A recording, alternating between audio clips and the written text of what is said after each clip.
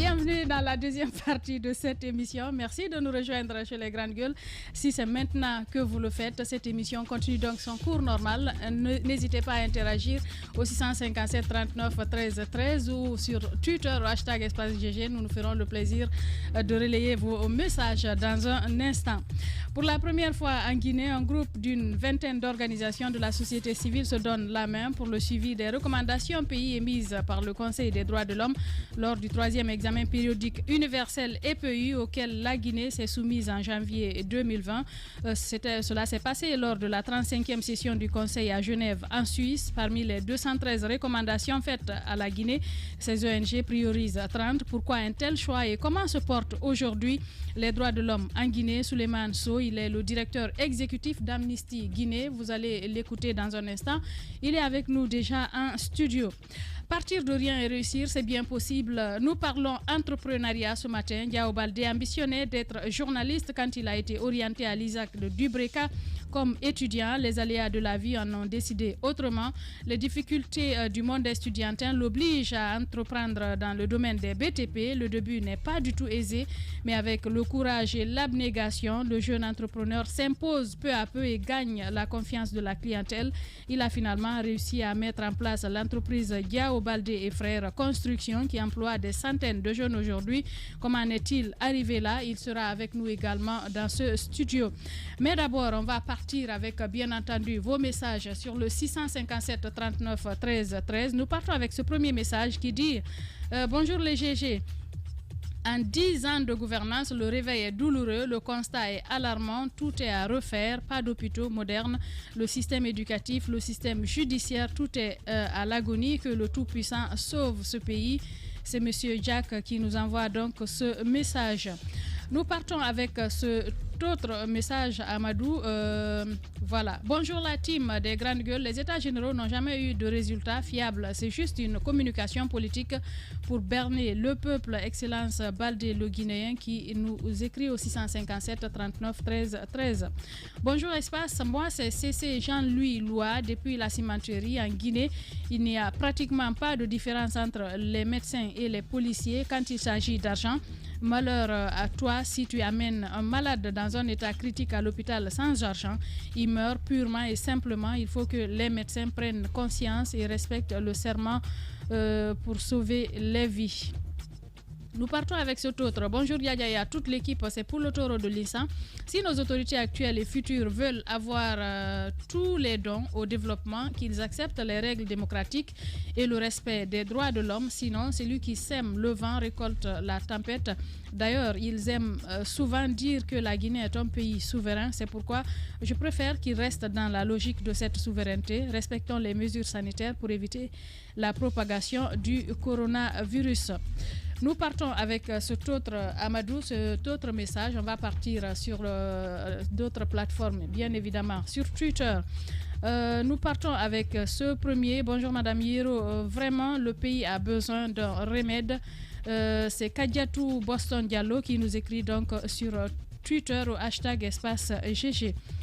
Nous partons avec Manshaft, le prince Boukana, qui nous écrit également sur Twitter. Bonjour les GG. Bonjour à tous. La meilleure manière de lutter contre la corruption est de mettre toutes les paix en ligne, que ce soit les amendes, les taxes, les impôts, les factures. Concernant les examens, tant qu'on ne brouille pas l'Internet lors des examens, il y aura vol. Cissé Bakongo nous écrit également. Bonjour les GG. Après le carburant, l'électricité, les denrées de première nécessité, c'est maintenant les appels téléphoniques qui connaîtront une forte hausse en Guinée selon un arrêté ministériel. On va tous subir les répercussions de la mauvaise gouvernance. Vivre le troisième mandat, il le dit au hashtag Espace GG. Tierno Idrissa Diallo nous écrit également sur Twitter. Il dit bonjour Madame Hiro et à toute l'équipe. Ce régime-là n'est pas capable de diriger ma chère Guinée avec Guinée is back, gouverner autrement, etc. Ça suffit vraiment. Amoulin fait. Bon, voilà, il le dit, hein, c'est l'internaute qui écrit cela. Nous partons avec Saïkoumar Bolé. Bonjour les GG. À partir du moment où un président qui a gouverné pendant 10 ans promet de gouverner autrement, je pense que c'est un aveu d'échec. Alors faites le diagnostic du pays et de votre gouvernance pendant ces 10 ans. Nous méritons mieux. Hashtag Espace GG. Nous continuons toujours sur Twitter. L'ancien DG Traoré nous écrit: bonjour les GG, qu'on l'affirme ou pas, de nos jours, la justice guinéenne a changé d'image malgré le fait qu'il y ait des manquements, mais comparativement aux années précédentes, notre justice est toujours jugée sur la base des lois et sanctionne sur la base des textes de loi. Je ne comprends pas du tout vers la fin. Mamadi Fatoumata Keita, ce dernier donc, bonjour les GG, l'inégalité de la Guinée, l'inéligibilité, il veut dire, de la Guinée au programme du Millennium Challenge Corporation était visible au regard de toutes les violences qui ont été émaillées, qui ont été perpétrées, certainement, il veut dire, par les deux élections. Lors des deux élections conflictogènes, la Guinée est un mauvais élève au respect des principes démocratiques. On va donc partir sur une autre plateforme pour essayer de voir d'autres messages qui sont sûrement tombés. Nous partons avec ce premier message sur bonjour Diadia et à toute l'équipe des GG. Je vous jure que certains médecins guinéens font la honte de ce métier noble. Il le dit Sinani par... Je pense que quand les messages tombent en même temps, c'est compliqué. Voilà, métier noble, la déontologie a été remplacée par l'argent de nos jours. Je connais un médecin dans une clinique à Yembeya qui demande 5 millions pour le suivi d'une femme en grossesse, lui, il appelle ça main-d'œuvre. C'est Sinani donc qui fait ce témoignage. Nous partons avec cet autre message qui tombe à l'instant. Bonjour Maïdia, c'est Abdul Karim Mouloba. La Guinée a une élite bien formée dont le patriotisme manque. Nous souffrons d'un manque de patriotisme. Il faut aussi généraliser le peuple. Il faut guinéaliser le peuple et le mettre au travail pour qu'il y ait un développement durable. C'est Abdul Karim Moulouba donc qui nous écrit ce message. Nous partons avec deux derniers avant de continuer l'émission. C'est El Moyans. Bonjour Diadia, bonjour les GG. Pourquoi ça ne surprend pas le peuple? Pourquoi cela ne me surprend pas? Le peuple, que les institutions internationales se détournent de la Guinée. Ils savent qu'il y a des défaillances dans tous les domaines. La justice et la santé, c'est autre chose. Comment combattre la corruption si un voleur ne peut attraper son autre complice voleur? On doit nommer Dame Mafoudia, ministre des cris d'alarme des nécessiteux. Les grandes gueules. Bien, un dernier professeur, ce médecin qui nous envoie donc ce message. Il dit: bonjour ma soeur, les états généraux sans mise en œuvre, c'est du gâchis tout simplement. Un message d'un médecin donc qui témoigne parce qu'il y a déjà eu des états généraux. On continue donc le cours normal de cette émission. Antoine, on parlait justement rapidement pour terminer sur le sujet de lutte contre la corruption. On annonce des renforcements de capacité justement au niveau de l'agence. De l'agence, ça c'est pratiquement 10 ans après ou 11 ans après la prise de pouvoir par Alpha Condé. C'est maintenant qu'on se rappelle qu'il y a une agence de lutte contre la corruption qui est logée quelque part dans une villa à Kaloum, mais qui n'a pas de moyens. Lorsque vous allez trouver les travailleurs de cette structure, vous vous rendez largement compte qu'eux-mêmes ont besoin d'entretien. Je me dis que même les moyens ne suffisent pas. Il faut plutôt une dose d'indépendance, une certaine indépendance. Vous mettez les moyens, vous laissez les gens travailler. De la présidence, parce qu'ils relèvent de la présidence. Donc, est-ce que la présidence elle-même peut chapeauter une telle structure et vouloir qu'il y ait des résultats probants? Je ne crois pas du tout. Et l'agence en elle-même, depuis la mort de son directeur à l'époque, j'oublie un peu le nom, qui nous a quittés malheureusement, il y a 3 ou 4 années en arrière, on voit bien que le remplacement de ce monsieur, je crois que c'est... le nom m'échappe un peu, mais ça n'a pas été valable. Celui qui l'a remplacé, certes, il n'a pas de moyens, mais il n'y a pas de travail véritable qui est fait sur le terrain pour nous dire clairement ce qu'il en est par rapport à l'état de la corruption dans le pays. C'est vrai, à un moment donné, on nous a fait savoir qu'il y a plus de 600 milliards que nous perdons par an du fait de la corruption. Kassouri l'a réitéré à sa prise de fonction, mais qu'est-ce qui est fait pour pallier cela? Je ne vois rien du tout. Et donc je me dis que ces montants qu'on vient de perdre avec le Millennium Challenge montrent à suffisance qu'il y a des efforts à fournir pour que la donne change à des niveaux. Et c'est bien qu'on le reconnaisse déjà. Ce qui retient mon attention, c'est ce pan de la communication du ministre Gabriel Curtis qui demande à ce que les ministères se donnent la main pour un peu revoir la communication du gouvernement auprès des populations et auprès des structures de notation des institutions. Donc, vous vous rendez compte qu'ils ont péché dans la communication. Il y a eu beaucoup d'erreurs. C'est dans ce pays qu'on apprend que le gouvernement... Antoine, tu penses que c'est un problème de communication? C'est un Il y a problème de gestion d'actes concrets sur le terrain. Exact, on l'a plusieurs fois dénoncé, mais pour le cas de la communication, c'est tangible. C'est dans ce pays on a entendu un gouvernement dire qu'on ne communique plus sur tel média. Mais où vous avez appris ça? Qu'on ne communique... Et de manière officielle, tout le gouvernement boycotte une émission, une radio ou un groupe de médias pour des raisons non avouées. Donc quand c'est comme cela, lorsque sur le terrain on constate qu'il y a des conséquences assez négatives.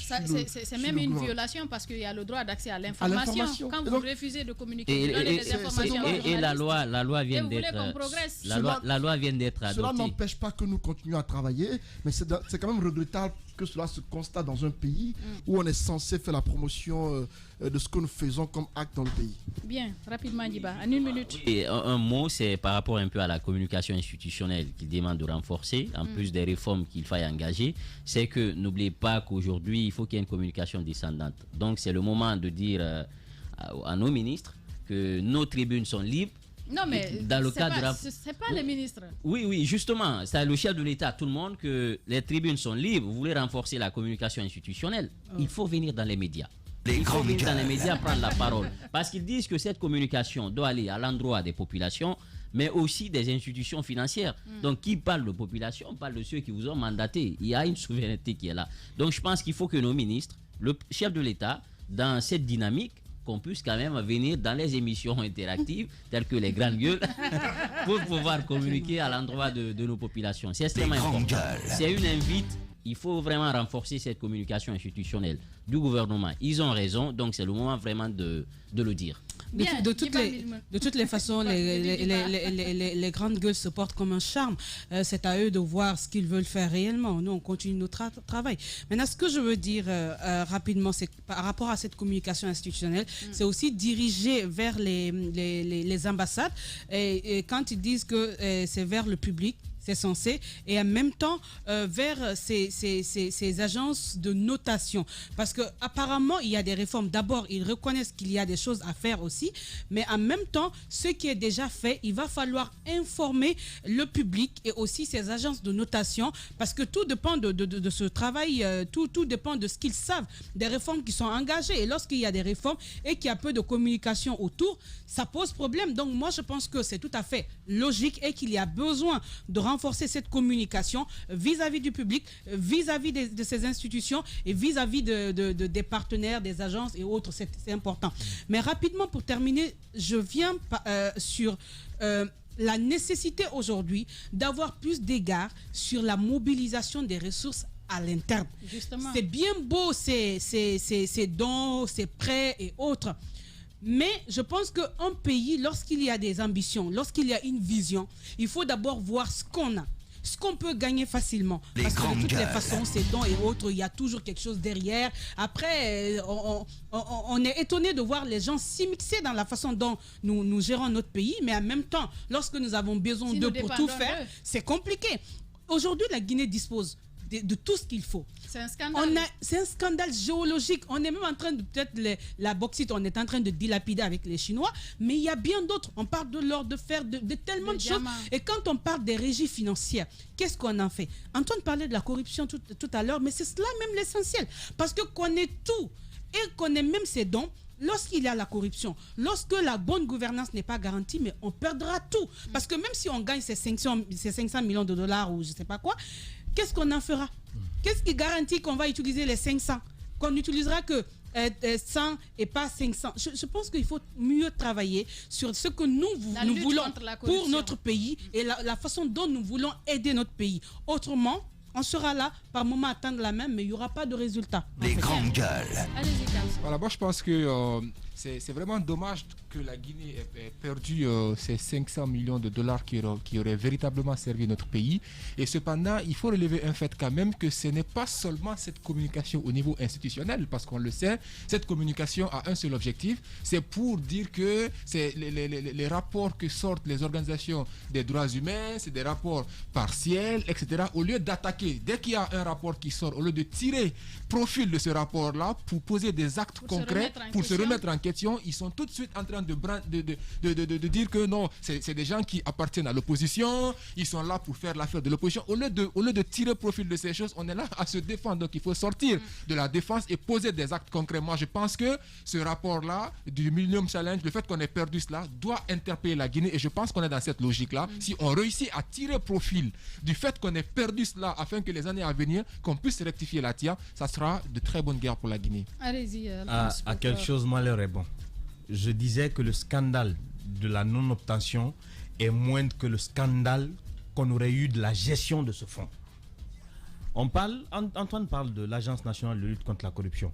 On parle quand même d'une agence qui n'arrive même pas à trouver son budget de fonctionnement, qui a des cadres très compétents, mais des cadres qui sont étouffés à cause de ce qu'ils ont pu produire ou ce qu'ils peuvent produire comme rapport sur l'état de santé de l'économie guinéenne.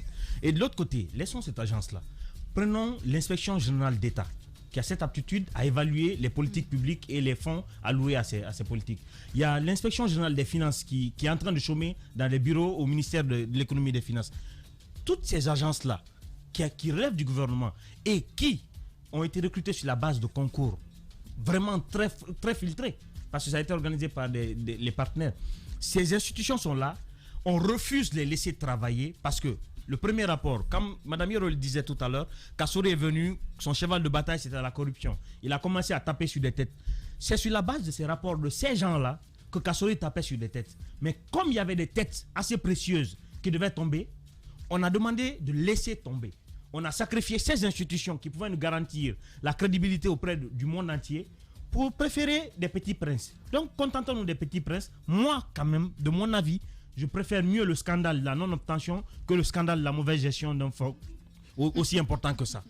Bien, Alphonse Mara, on va essayer de changer de registre. Nous avons notre invité, Souleymane Sow. Il est le directeur exécutif d'Amnesty Guinée. Il est avec nous en studio. Bonjour, monsieur Sow, bienvenue. Bonjour, merci. On va parler de l'EPU, on parlera droits humains, bien entendu, de l'examen périodique universel, Guiba Milimono. Voilà, justement, bien avant ça, votre réaction par rapport un peu à cette communication sur MCC. Finalement, la Guinée n'a pas pu souscrire au programme, donc on estime que sur les 22 points, on n'a plus que validé 9. Et le point surtout qui nous fait dégringoler, c'est sur les droits humains, la démocratie. Quelle est votre grille de lecture? Écoutez, merci de m'avoir invité à votre émission. C'est dommage pour nous. Nous, tout le travail que nous faisons, nous appelons l'État à multiplier les efforts pour améliorer la raison des droits humains dans le pays. C'est vrai qu'on nous accuse de parti pris, de tout, mais malheureusement, nous ne sommes pas seuls. Il y a beaucoup de rapports de plusieurs ONG et de certains États. La Guinée est passée à l'EPU, à l'examen périodique universel. Il suffit de reprendre les recommandations, les 213 recommandations. Vous verrez qu'ils ne sont pas des ONG ou autres, ce sont des pays dont on parle des fois très peu ici en Guinée, mais en acceptant ces recommandations, et je pense que c'est tout l'objectif, si la Guinée mettait en œuvre ces recommandations, peut-être qu'il y aurait eu des améliorations et qu'on n'aurait pas eu malheureusement ces genres de... Dans le dernier rapport de Amnesty International, on a tout de même vu ce rapport accablant contre nos forces de défense et de sécurité. Récemment, nous en parlions avec ces affirmations qui disent, par exemple, qu'il y a eu des morts d'hommes du fait des policiers et gendarmes. Et dites-nous clairement, comment faites-vous vos rapports? Sur la base de quoi vous allez et qui sont vos sources véritables? Si vous permettez, je suis là en tant que représentant aujourd'hui d'une plateforme d'ONG, d'une vingtaine. Vous représentez Amnesty, monsieur? Oui, je représente Amnesty. On ne peut pas vous recevoir dans ce studio sans en parler. Non, je ne dis pas. Je n'ai pas en parler. Voilà. Je veux juste, il ne faut pas que j'attire tout sur Amnesty alors que nous sommes une plateforme. Non, on a le temps. On fera la part des choses. Si vous voulez que l'on parle vous spécifiquement... répondrez à la question. Parlons d'abord alors d'Amnesty. Non, je souhaiterais parler pour ces ONG, par respect à ces ONG. Alors quand même, il y a juste rapidement l'actualité, monsieur Diallo. Satisfaire. Ok, comment ça se passe au niveau d'Amnesty? Nous, moi en tant que directeur ou nos membres d'Amnesty, en Guinée, nous ne travaillons pas dans le monitoring, dans le rapportage des violations des droits humains. Nous faisons le travail de plaidoyer, de l'éducation et de sensibilisation aux droits humains. C'est notre principale activité en Guinée et c'est dans nos statuts. Nous qui sommes en Guinée. Les recherches sont menées il y a chaque pays a un chercheur qui travaille sur ce pays. C'est dans le monde entier, Amnesty, c'est comme ça que ça fonctionne. Le chercheur sur la Guinée, en l'occurrence Fabien Hoffner, il est basé à Dakar. C'est lui qui gère toute la partie. De Dakar, qui lui remonte les informations sur la Guinée? Ça, c'est à lui de répondre cela. Ah, je peux c'est vous vous garantir. Qui représentez Amnesty en Guinée tout de même. C'est interdit. Mais c'est quoi votre dans rôle nos statuts. finalement? C'est de faire de l'éducation aux droits humains, de faire du plaidoyer et de faire des sensibilisations. C'est écrit dans nos statuts. Il nous est mais interdit le gouvernement de faire vous accuse, vous qui êtes les représentants de c'est ces peut-être institutions, effectivement de faire parce du que- parti pris. Oui, Par c'est exemple, le peut-être- représentant de Human Rights Watch est accusé d'être militant de l'UFDG. Monsieur Aliou Diallo, par exemple, on l'accuse d'être militant de ce parti politique. Il y a même des images attestant qu'il a pris part à une assemblée générale de ce parti politique. Je ne vais pas commenter pour Human Rights Watch ou Aliouba, je parle d'Amnesty. Et c'est dans nos statuts. Et regardez tous les statuts de toutes les sections. Un Guinéen ne peut pas faire de la recherche sur la Guinée. C'est pour une question d'impartialité. Amnesty ne recrute pas un consultant guinéen pour travailler sur la Guinée.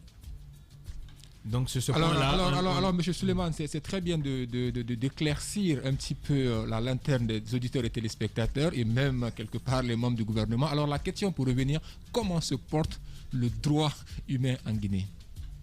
Ben, écoutez, comment se portent les droits humains en Guinée. Revenons à l'EPU. Les 213 recommandations, vous les parcourez, vous allez voir la situation des droits de l'homme. Et ce qui est très intéressant dans ce mécanisme. Ça, c'est des recommandations qui ont été faites par le Conseil des droits de l'homme de Genève. De Genève, à la exactement. Et vous reprenez ces recommandations. La Guinée a volontairement accepté 203 recommandations sur 213. Quand la Guinée, le gouvernement a accepté ces recommandations, ça veut bien dire qu'ils reconnaissent en partie ces manquements. Okay? Et nous, ce que nous demandons à l'État, nous œuvrons, c'est pour la réalisation, la mise en œuvre de ces recommandations pour que les choses... Alors justement, en parlant de recommandations, parce qu'on parle surtout de respect, non seulement peut-être des droits humains, il y a la question de la gente féminine, on parle surtout de la scolarisation de la jeune fille, on parle également des 50-50 à l'horizon 2035. Dites-nous concrètement, quels sont les points phares de ces recommandations?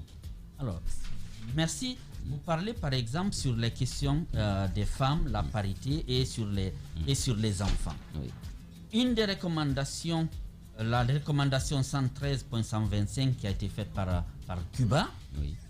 elle dit clairement, je lis, continuer à faire des efforts pour améliorer l'accès et la qualité des services de soins de santé et d'éducation inclusive, en particulier dans les zones rurales. Ça, c'est une recommandation. Une autre, le Mexique, la 113-192, promouvoir l'enregistrement des enfants dès leur naissance sur l'ensemble du territoire national, en particulier dans les zones rurales, et s'efforcer de faire en sorte que les certificats de naissance soient délivrés gratuitement.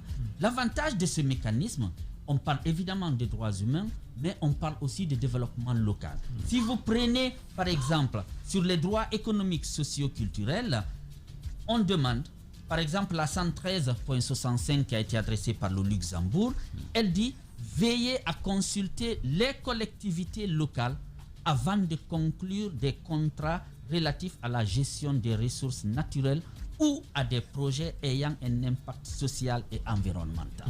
Ça montre à suffisance qu'il y a de ces contrats qui sont signés et que les populations de base locales qui sont directement impactées, qui ne sont pas consultées. Les grandes gueules. Okay? Donc, nous, quand vous reprenez comme ça, il y a par exemple des efforts. Là, la Guinée vient d'adopter une loi sur l'albinisme.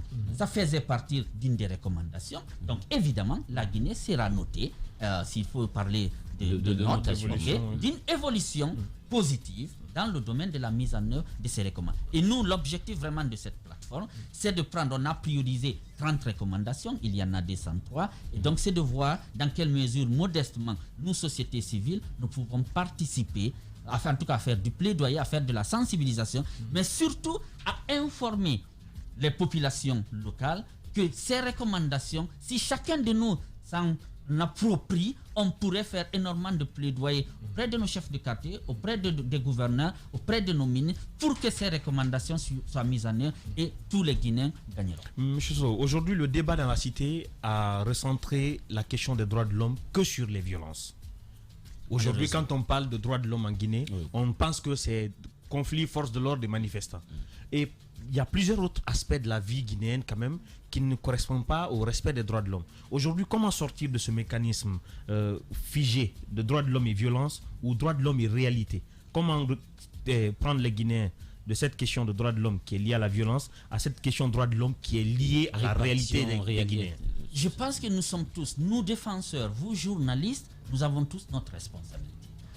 Le plus souvent, effectivement, nous essayons très souvent d'aller sur l'essentiel, de ne pas focaliser sur un seul thématique. Mais vous savez, tant qu'on n'a pas, on continue à agir sous l'émotion et qu'on n'a pas assez de recul et garder notre calme, évidemment, on va toujours trouver des sujets parce que c'est ce qui fait attirer l'attention. On ne parlera malheureusement que de ces violences. Il n'y a pas que cela. On peut parler de l'éducation. Le Covid est venu nous montrer les insuffisances dans nos systèmes de santé. Et chose qu'on n'en parlait plus depuis des années. Ok? Nous, dans nos rapports, on a toujours parlé pour l'accès à des soins de santé. Et pas que nous. Ok? Toutes ces organisations, tous ces États qui font des recommandations.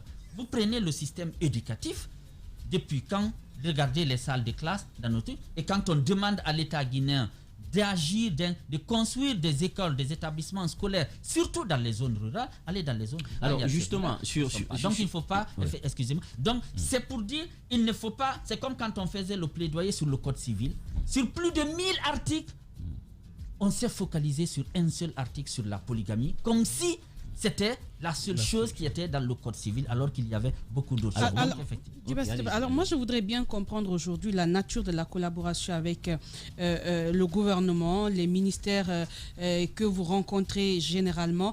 Comment on vous reçoit? Est-ce qu'il y a ce travail, cette synergie d'action pour pouvoir répondre aux questions énumérées? Merci, Ma. Et effectivement, madame, c'est vraiment une très bonne question. Ce que les gens ne comprennent pas, nous ne pouvons pas, nous ne sommes pas, mais nous ne pouvons pas être des adversaires à l'État. Nous ne pouvons être que des partenaires. Et ça en va en soi pour tout le monde. L'État, quand nous envoyons des demandes de rendez-vous, très souvent, ils nous reçoivent. Nous, organisations de la société civile. Le travail que nous avons fait pour les plaidoyer auprès de l'Assemblée nationale, entre 2016 et 2019, je peux vous garantir, nous avons rencontré presque tous les députés, soit individuellement ou en commission. Le ministère de la Justice, le ministère de l'Unité nationale, ou le ministère de la Communication, nous les avons rencontrés quand les textes de loi, les projets de loi sont sur table.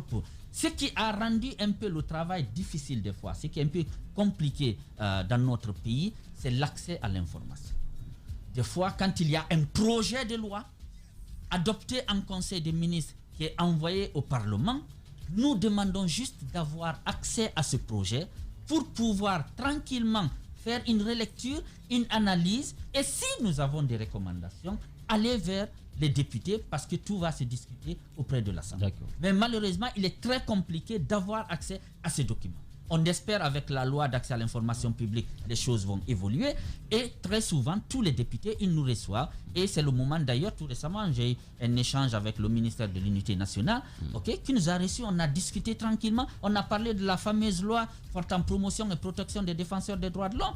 Il y a la révision sûrement de la loi régissant les associations et nous espérons que nous, société civile, nous serons associés et pour continuer ce dialogue. Justement, ces recommandations viennent, peut-être on peut la point nommer, au moment où le chef de l'État parle des états généraux de l'éducation, de la santé, mais aussi de la justice. Est-ce que vous pensez qu'une telle annonce peut venir renforcer un peu ces recommandations? Bien sûr, je pense que partout où nous mettrons des espaces d'échange, de discussion, de rencontres, nous pourrons proposer des solutions, pas que nous, beaucoup d'autres personnes, des experts et tout, pourront proposer. La question, ce n'est pas simplement d'organiser les états généraux. Les recommandations, des très bonnes recommandations peuvent sortir de ces états généraux.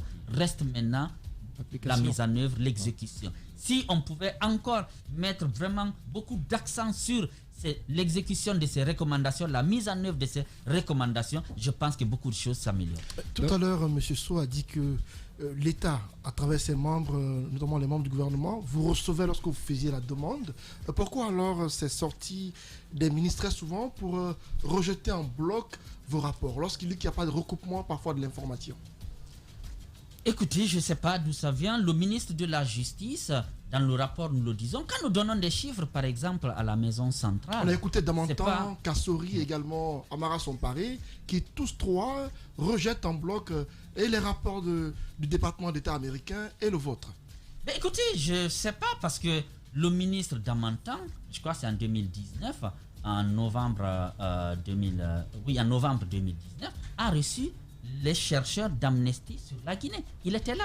Il a été reçu par le ministre de la Justice, M. Fofana, en ce temps. Ils ont reçu aussi, comment on appelle, le directeur national de l'administration pénitentiaire. Ils ont été reçus par le ministère de l'Unité nationale. Donc, ça ne veut pas dire qu'il n'y a pas de dialogue. Mais évidemment, mais ça, ce n'est pas que propre à la Guinée. À chaque fois, partout dans le monde, ça me gêne un peu que je parle d'Amnesty, parce que je représente les autres. Mais bon, partout dans le monde, à chaque fois que Amnesty a sorti un rapport, évidemment, il y a eu des critiques un peu partout. Aucun État ne va accepter d'être critiqué et qu'il reste les bras croisés. C'est dans la logique. Mais l'essentiel, c'est qu'on continue de dialoguer, qu'on continue de discuter pour que nous continuions à faire le suivi. La question, c'est au niveau de la crédibilité du rapport, le contenu. Parce que c'est ce qui est remis en cause. Vous savez, d'accord, qu'on mette en cause le contenu du rapport, puisque vous ne savez pas qui sont les sources sur le terrain, ça je vous invite à reprendre. C'est le représentant. Moi, je m'attendais à ce qu'il me dise ce matin que Amnesty s'appuie sur des personnes. Bien sûr, non, mais c'est qui ces personnes notamment sur le terrain? Qui sont les représentants d'Amnesty en Guinée? Ces chercheurs remontent les informations. Ont énormément de sources d'informations. Bien sûr, ils s'entretiennent avec des journalistes, des personnes de la société civile, des parents des victimes, des témoins. Énormément de personnes. C'est comme si je vous demandais, quand vous menez une enquête, de nous donner les sources de votre enquête. C'est ce que vous êtes en train de me demander. Ok? Donc, il y en a énormément de personnes. Je peux vous garantir que ces chercheurs ont un réseau énorme dans le pays et qui permet. C'est pourquoi quand il y a un événement aujourd'hui, vous n'entendrez jamais le lendemain matin Amnesty. Parce qu'il y a un temps de vérification, de recoupement d'informations. Et ça a toujours été les critiques qu'on a adressées malheureusement à Amnesty. Mais c'est comme ça que fonctionne. Mais reprenez le rapport. Je le dis parce que la fois dernière, il y en a eu un débat dans ce studio où on ne s'entendait pas du tout sur les termes employés. Il y a eu d'un côté où dans le rapport on dit selon le gouvernement des gendarmes ont été tués dans un train et de l'autre les policiers et gendarmes ont tué des citoyens. À ce niveau on était affirmatif, on était convaincu qu'il y a eu mort par des policiers et gendarmes et de l'autre on a dit que c'est le gouvernement qui l'a dit. On a eu l'impression qu'Amnesty n'était pas sûr qu'il y a eu des morts. Non, c'est pas que sûr ou ne pas sûr. C'est qui est vrai, il y a eu des cas de mort. Pourquoi cette différence? On n'a pas ça, il faudra très bientôt le chercheur sera en Guinée. Ok? Mais si vous voulez aussi l'avoir en direct, c'est possible depuis Dakar. Avec plaisir. Je prends bonne note, je vous envoie ses coordonnées et vous programmerez comme ça, il sera mieux. On vous envoie l'invitation en direct. En direct, ouais. Parfait. Nous l'acceptons. On va revenir sur le sujet de l'EPU rapidement pour clore parce qu'on n'a plus beaucoup de temps. Où est-ce que vous en êtes et qu'est-ce que vous visez en mettant en place cette vingtaine d'organisations de la société civile? Ce que nous visons, c'est que la Guinée est passée déjà, c'est la 3e fois que la Guinée passe à l'EPU. Les 2 premières fois, nous avons constaté qu'on ne parle de l'EPU qu'à 3 mois, 4 mois du passage de la Guinée. Ce que nous voulons stopper, c'est qu'on continue, comme c'est un mécanisme de 4-5 ans, que tout le temps on parle de ces recommandations. Il ne faut pas attendre à 2 mois et vouloir collecter des informations à gauche, à droite et dire oui, c'est bien fait, c'est pas fait, on n'aura pas accès, on aura du mal à fournir un rapport. 2, c'est qu'on veut que les populations guinéennes comprennent aussi l'objectif de ces recommandations parce que ça les concerne directement. Et nous demandons aux journalistes de nous aider à vulgariser ces recommandations et tout le temps d'interpeller l'État sur la mise en œuvre de ces recommandations. Nous allons vers l'Assemblée nationale, vers le département. Il y a un comité interministériel qui est d'ailleurs logé au niveau qui est coordonné par le ministère de l'Unité nationale. Et donc, nous travaillons en synergie avec eux pour vraiment faire un véritable... Sachant que c'est un mécanisme qui peut permettre à l'État aussi de lever des fonds pour la mise en œuvre de certaines recommandations. Il suffit que la Guinée en demande à l'État, par exemple, qui a émis la recommandation. Il y a des mécanismes qui puissent appuyer l'État guinéen pour la mise en œuvre de ces recommandations. Dernière question pour terminer. Alors, les recommandations ne manquent pas. Et aujourd'hui, quels sont les moyens que vous avez, vous, pour œuvrer de sorte que ces recommandations puissent être mises en œuvre? C'est la vulgarisation de ces recommandations. C'est d'œuvrer pour que les populations et tout le monde, surtout les journalistes, s'en approprient et tout le temps interpeller l'État, les rappeler à leur engagement, parce que c'est leur engagement international et que nous serons jugés à l'international à travers ces recommandations. Donc quand on prend des engagements, il faut vraiment qu'on œuvre aussi pour la mise en œuvre de ces Monsieur Souleymane Sow, directeur exécutif d'Amnesty Guinée, merci d'être passé dans ce studio. Merci à vous. Dans un instant, nous recevons notre second invité. Les grandes gueules sur Espace, c'est la représentativité de la diversité de la société guinéenne. Ils n'ont jamais peur de défendre leurs idées. Entre débats animés, accrochages et éclats de rire, 2 heures de talk-show pour parler, décrypter et débattre de l'actualité et des véritables préoccupations des Guinéens. De 9h à 11h sur Radio Espace et en simultané sur Espace TV. Merci de nous écouter un peu partout à travers nos antennes régionales à l'intérieur du pays. Je vous l'annonçais, partir de rien et réussir, c'est bien possible. Nous parlons entrepreneuriat ce matin. Yao Baldé ambitionnait d'être journaliste quand il a été orienté à l'ISAC de Dubreka comme étudiant. Les aléas de la vie en ont décidé autrement. Les difficultés du monde estudiantin l'obligent à entreprendre dans le domaine des BTP. Le début n'est pas du tout aisé, mais avec le courage et l'abnégation, le jeune entrepreneur s'impose peu à peu et gagne la confiance de la clientèle. Il a finalement réussi à mettre en place l'entreprise Yao Baldé Frères Construction qui emploie des centaines de jeunes aujourd'hui. Comment en est-il arrivé là? Qui de mieux placé pour répondre à cette question? Notre invité avec nous en studio, Monsieur Yao Baldé. Bonjour, bienvenue. Merci madame, merci Espace. Alors, vous vous êtes lancé dans l'entrepreneuriat tout jeune, pendant que vous étiez encore étudiant. Dans quelles circonstances? Bon, en fait, je me suis dit lorsque j'étais à l'université que l'école n'est qu'un guide, le reste revient à l'apprenant. Le diplôme n'est pas synonyme d'emploi étatique. Vous voyez, l'homme doit se décarcasser, se démerder. Je me suis dit, en fait, si l'État va m'embaucher, il me trouvera sur le chemin. Bien. On va partir avec le reportage. On est parti sur le terrain pour découvrir ce que vous faites justement, permettre à nos téléspectateurs et auditeurs de comprendre un peu. Après, nous revenons à vous. Venu à Dubreka en 2005, dans le but de ramener un diplôme d'enseignement supérieur, après son bac et le concours au célèbre lycée Ouro de Labi, Yao Baldé, amoureux du micro, qui brûlait d'envie d'être journaliste, se voit peu à peu tirer vers un autre destin. L'entrepreneuriat. Au départ, c'était juste pour assurer la survie de l'étudiant qu'il était. Les échecs ont failli pourtant prendre le pas sur ses premières tentatives. Mais très vite, il réussit à capitaliser et transformer ses difficultés en succès. J'ai débuté dans l'entrepreneuriat avec 30 sacs de ciment. J'ai fait quelque chose de 2 mois. Je n'ai pas pu les écouler. C'est un peu ridicule. L'accueil et sa détermination ont porté, mais il est certain que son honnêteté a fait aussi le verrou de toutes les difficultés. Son fournisseur conquis a restitué la monnaie au moment où il attendait le moins. L'heure de l'ascension a sonné et la chaîne de ses activités s'élargit. Anecdote. Je n'avais pas les possibilités de me faire les fers à béton. Un jour, j'ai eu 1,5 million, j'ai lancé une commande. Le monsieur, en fait, ils se sont trompés, ils m'ont amené plus de 15 millions. Alors moi, c'est 1,5 million que j'ai lancé. On a fait le compte, on trouve qu'il y a ce surplus-là. Par après, j'appelle le patron. J'ai dit, monsieur, franchement, vos fers, il y a un grand surplus. Alors moi, je n'ai pas le moyen de payer ça. Ce qu'il y a, demain, venez prendre vos fers. Il me dit, Yao, des jeunes comme toi sont rares, sont vraiment rares. je te donne cette quantité,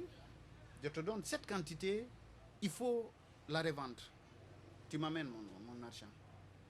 Chose faite, j'ai revendu, je lui ai amené l'argent, j'ai épongé le tableau.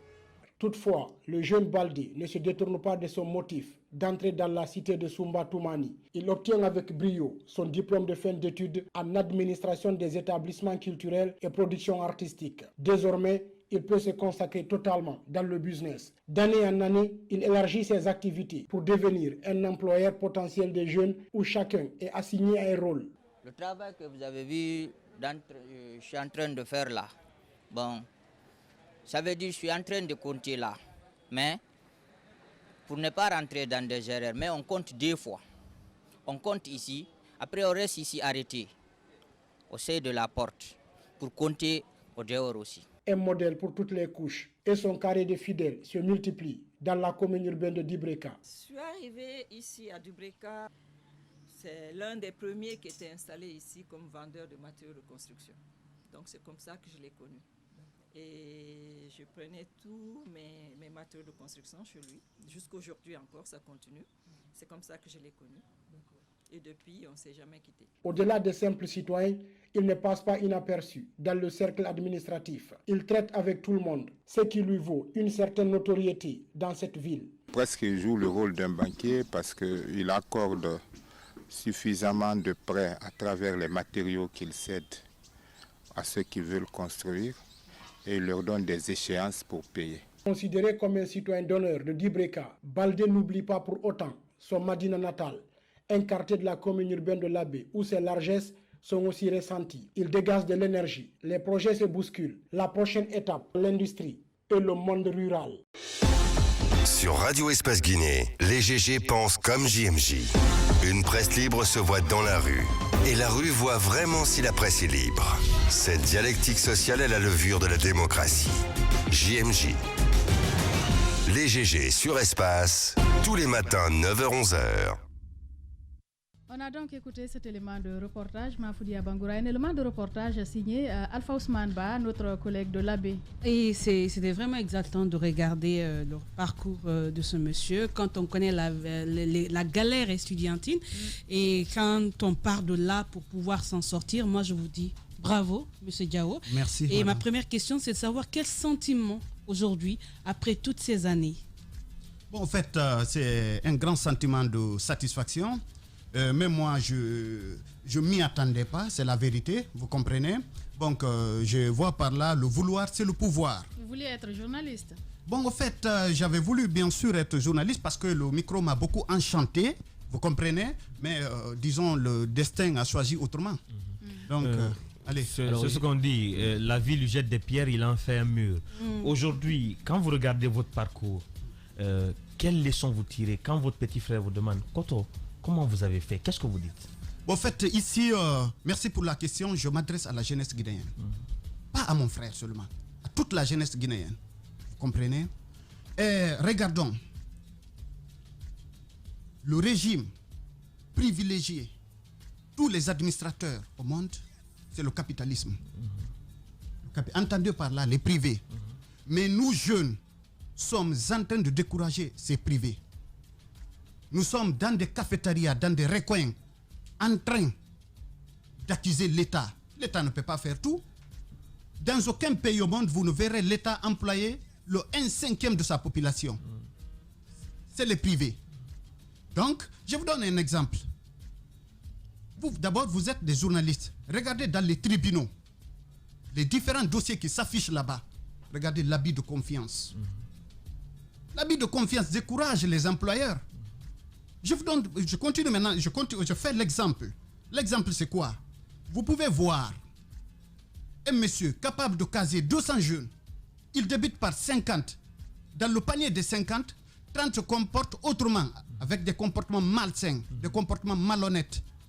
Ce monsieur-là, aura-t-il le courage d'augmenter l'effectif, de stagner ou de diminuer?